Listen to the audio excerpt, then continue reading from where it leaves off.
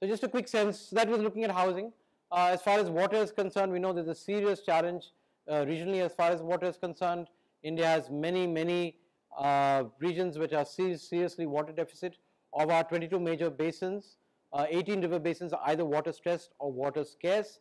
So this is not a short term but a long term process. In fact, the satellite data that looks at the Gangetic plain, which actually has a lot of groundwater, is showing radical drawdowns that are there.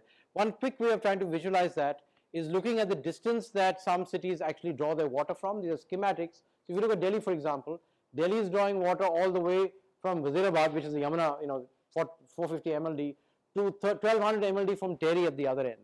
So, we're drawing water in some cases 300 or 400 kilometers away from large metropolitan cities, and because of the Supreme Court position on this, which puts drinking water ahead of everything else, the drawdown of water, and same thing for Chennai and larger, we just picked up 5 cities, this is something that's becoming worse and worse and worse. Even a city like Mumbai, which is so well endowed with 3 meters of rainfall, has significant challenges. So there's a significant resource challenge.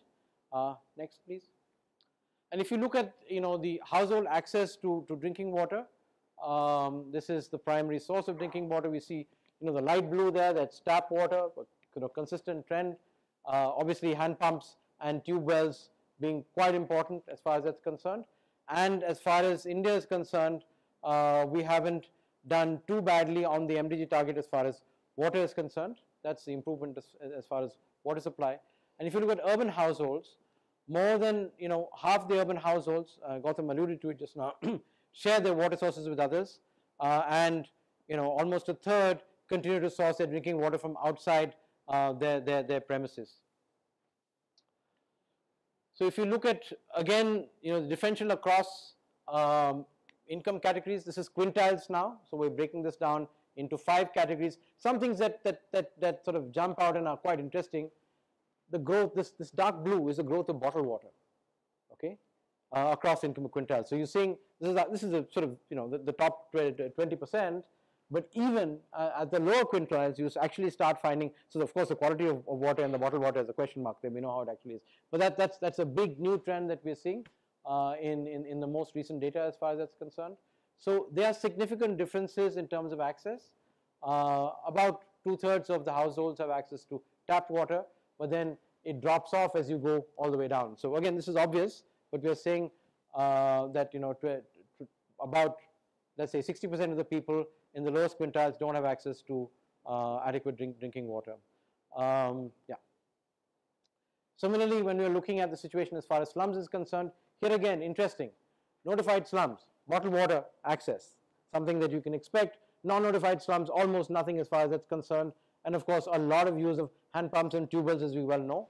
A considerable variation as we run through different regions of the country and size of settlements. Let's keep going. I just want to keep things moving on this.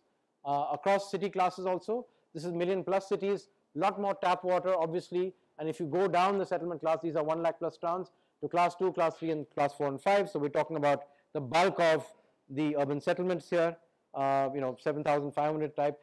You can see that the most important source of water is actually untreated tap water, hand pumps and tube wells, and in some cases in the northeast especially, surface water sources. So a lot of diversity in terms of water access across different parts of the country. Keep going. This was an interesting analysis that was done. This is of course just the pilot data for it, of the service level benchmarks for water supply, and you can see each city in some senses has a very unique kind of signature. So there are 6 indicators here: per capita supply, continuity, connection coverage, quality and treatment, revenue water, and cost recovery. And you can see each city is in a sort of very different situation, but the bad story in most of them is around continuity of supply. If you look at continuity of supply, and this is part of the big debate around 24/7 and how it will actually work itself out. Some that are doing much better on let's say Pimpri-Chinchwad on per capita supply. This is the sort of classic image of Shimla, and where Shimla is having its particular challenges. So again, as we disaggregate, it gives us a much better sense of how we can address these questions, and of course how we can finance them, how we can implement them. Keep going.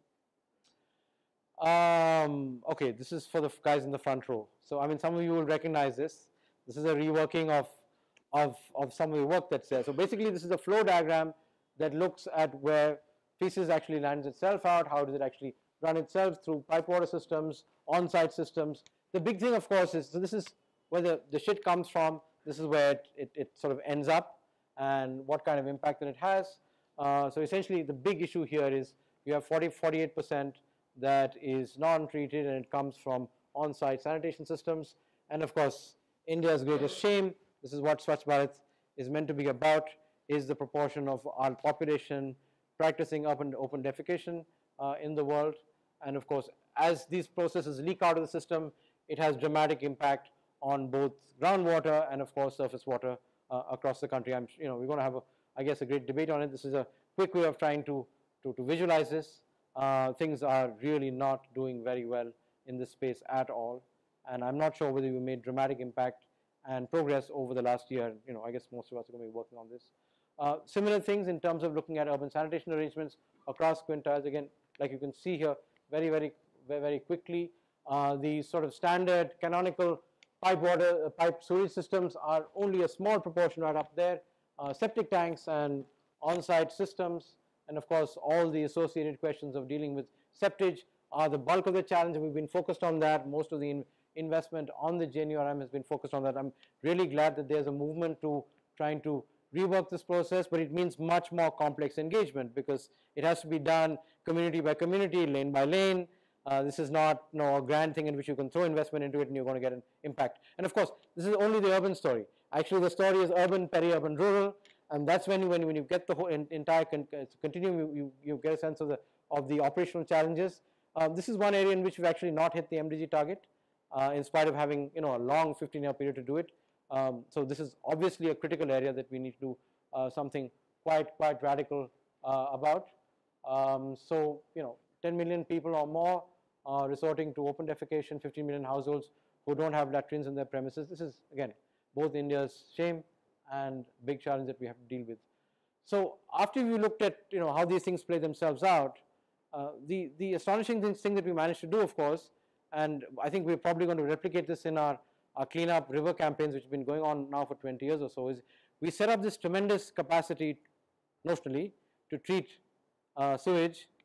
But there are two things that are very obvious. The first thing is most of it is concentrated in large cities, and then most of it is actually not used because the networks actually don't connect, and we don't have the water supply at the other end. We're adding more and more resources into this to do end of pipe kind of solutions, and eventually because the entire system is not working and you're stuck in a system which is actually not dealing with most of the shit in the first place, you are going to be basically like housing, we're dealing with the long end of the problem. So this is looking at sort of STP and sewage capacity across the country. Deep concentration. This is the whole one of the great challenges of India, that we have this huge long tail distribution of lots of people who live in smaller and smaller places. That's where the value addition is, that's where the challenges are. But we have tremendous concentration of investment in the top 50 or 60 or 100 places. And that's, JNURM hasn't done very much to address that.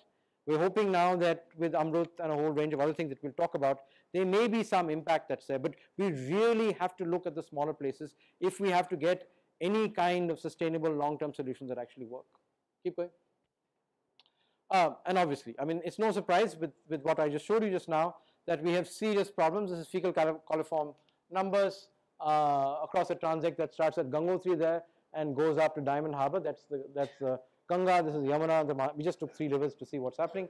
This is a green line, which is an notionally acceptable line. And this is, remember, this is a log scale, fine? So this is 100, 10,000, 100,000. We're going off the chart here. If we did this on a linear scale, these numbers would go off the chart. So it's not like it's not really bad there. Even in Yamunotri, we're way, maybe 4 or 5 times the acceptable standards. And that's for fecal coliform. So we know why we all have amoebiosis and a whole range of things. And this, of course, is actual ecological quality. That's BOD, and that is dissolved oxygen. So basically, our rivers are really sewers. They're in a huge mess. And it's because of a systemic challenge, which has both economic, social, cultural, and a huge range of administrative sort of challenges that have to be dealt with. This is something that we better sort out in the next 5 or 10 years. Otherwise, we're even in deeper shit than we are at the moment.